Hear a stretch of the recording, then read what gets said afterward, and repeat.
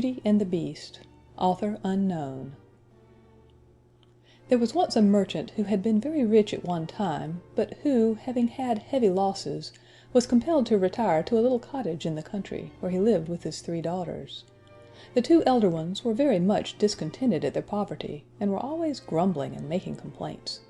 But the youngest one, who was called Beauty, and who was as amiable as she was handsome, tried all she could to comfort her father and make his home happy. Once, when he was going on a journey to try and mend his affairs, he called them around him, and asked them what he should bring them when he returned.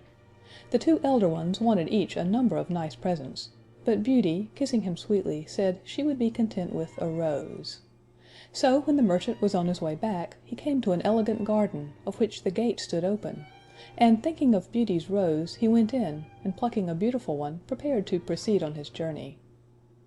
As he turned to go, he saw a hideous beast coming toward him, armed with a sword. This terrible creature reproached him for stealing his flowers, of which he was very choice, and meanwhile you may stay and rest in my palace until tomorrow. But, as you well may believe, the poor father did not feel much like eating or sleeping, although everything was done for his comfort, and in the morning the beast sent him home upon a beautiful horse.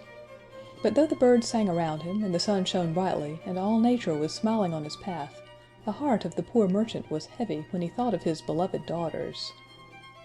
When he came near his home, his children came forth to meet him, but seeing the sadness of his face, and his eyes filled with tears, they asked him the cause of his trouble. Giving the rose to Beauty, he told her all. The 2 elder sisters laid all the blame upon Beauty, who cried bitterly, and said that as she was the cause of her father's misfortune, she alone must suffer for it, and was quite willing to go. So Beauty got ready for the journey at once. The father, who meant to return to the beast himself after embracing his children, tried to dissuade her, but in vain, and so the 2 set out together for the beast's palace, much to the secret joy of the envious sisters. When they arrived at the palace, the doors opened of themselves, sweet music was heard, and they found an elegant supper prepared. As soon as they had refreshed themselves, the beast entered, and said in a mild tone, "Beauty, did you come here willingly to take the place of your father?" "Yes, sir," she answered, in a sweet but trembling voice. "So much the better for you," replied the beast. "Your father can stay here tonight, but he must go home in the morning." The beast then retired, giving Beauty so kind a look as he went out, that she felt quite encouraged.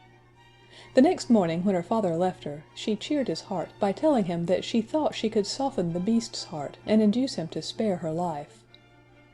After he was gone, she entered an elegant room, on the door of which was written, in letters of gold, "Beauty's room." Lying on the table was a portrait of herself, set in gold and diamonds, and on the wall these words, "Beauty is queen here. All things will obey her." Her meals were served to the sound of music, and at supper time, the beast, after knocking timidly, would walk in and talk so amiably that she soon lost all fear of him, and once, when he failed to come, felt quite disappointed. At last one night he said to her, "Am I so very ugly?" "Yes, indeed you are," said Beauty, "but you are so kind and generous that I do not mind your looks." "Will you marry me then, dear Beauty?" said the poor beast, with a look of such eager entreaty in his eyes, that Beauty's heart melted within her, and she was upon the point of saying yes. But happening to look towards him, at that moment her courage failed her, and turning away her head, she replied softly, "Oh, do not ask me." The beast then bade her good night, with a sad voice, and went away sighing as if his heart would break. The palace was full of rooms containing the most beautiful objects. In one room she saw a numerous troop of monkeys, of all sizes and colors. They came to meet her, making her very low bows, and treating her with the greatest respect. Beauty was much pleased with them, and asked them to show her about the palace. Instantly 2 tall and graceful apes, in rich dresses, placed themselves, with great gravity, one on each side of her, while 2 sprightly little monkeys held up her train as pages. And from this time forth they waited upon her wherever she went, with all the attention and respect that officers of a royal palace are accustomed to pay to the greatest queens and princesses. In fact, Beauty was the queen of this splendid palace. She had only to wish for anything to have it, and she would have been quite contented if she could have had some company, for, except at supper time, she was always alone. Then the beast would come in and behave so agreeably that she liked him more and more. and when he would say to her, "Dear Beauty, will you marry me?" in his soft and tender way, she could hardly find it in her heart to refuse him. Now, although Beauty had everything that heart could wish, she could not forget her father and sisters. At last, one evening she begged so hard to go home for a visit that the Beast consented to her wish, on her promising not to stay more than 2 months.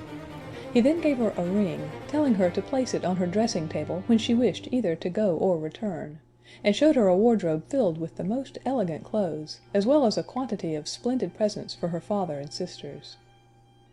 The poor Beast was more sad than ever after he had given his consent to her absence.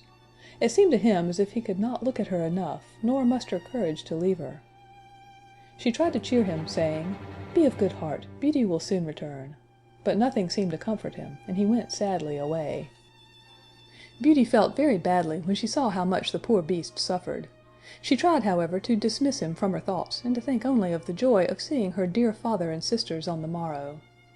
Before retiring to rest, she took good care to place the ring upon the table, and great was her joy on awaking the next morning to find herself in her father's house, with the clothes and gifts from the palace at her bedside.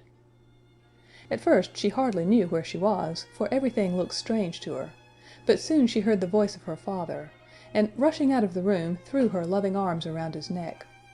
Beauty then related all the kindness and delicacy of the Beast toward her, and in return discovered that he had been as liberal to her father and sisters. He had given them the large and handsome house in which they now lived, with an income sufficient to keep them in comfort. For a long time Beauty was happy with her father and sisters, but she soon discovered that her sisters were jealous of her, and envied her the fine dresses and jewels the Beast had given her. She often thought tenderly of the poor Beast, alone in his palace, and as the 2 months were now over, she resolved to return to him as she had promised. But her father could not bear to lose her again, and coaxed her to stay with him a few days longer, which she at last consented to do, with many misgivings when she thought of her broken promise to the lonely Beast. At last, on the night before she intended to return, she dreamed that she saw the unhappy Beast lying dead on the ground in the palace garden. She awoke all trembling with terror and remorse, and leaving a note on the table for her dear father, placed the ring within her bosom, and wished herself back again in the palace. As soon as daylight appeared, she called her attendants and searched the palace from top to bottom, but the Beast was nowhere to be found. She then ran to the garden, and there, in the very spot that she had seen in her dream, lay the poor Beast, gasping and senseless upon the ground, and seeming to be in the agonies of death. At this pitiful sight, Beauty clasped her hands, fell upon her knees, and reproached herself bitterly for having caused his death. "Alas, poor Beast!" she said, "I am the cause of this. How can I ever forgive myself for my unkindness to you, who were so good and generous to me and mine, and never even reproached me for my cruelty?" She then ran to a fountain for cold water, which she sprinkled over him, her tears meanwhile falling fast upon his hideous face. In a few moments the Beast opened his eyes, and said, "Now that I see you once more, I shall die contented." "No, no!" she cried. "You shall not die! You shall live, and Beauty will be your faithful wife." The moment she uttered these words, a dazzling light shone around, the palace was brilliantly lighted up, and the air was filled with delicious music. In place of the terrible and dying Beast, she saw a young and handsome prince, who knelt at her feet and told her that he had been condemned to wear the form of a frightful beast until a beautiful girl should love him in spite of his ugliness.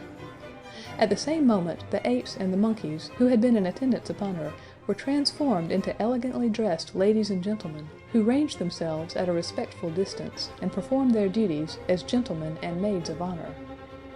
The grateful prince now claimed Beauty for his wife, and she, who had loved him, even under the form of the Beast, was now tenfold more in love with him as he appeared in his rightful form. So the very next day, Beauty and the prince were married with great splendor, and lived happily together forever after. End of Beauty and the Beast.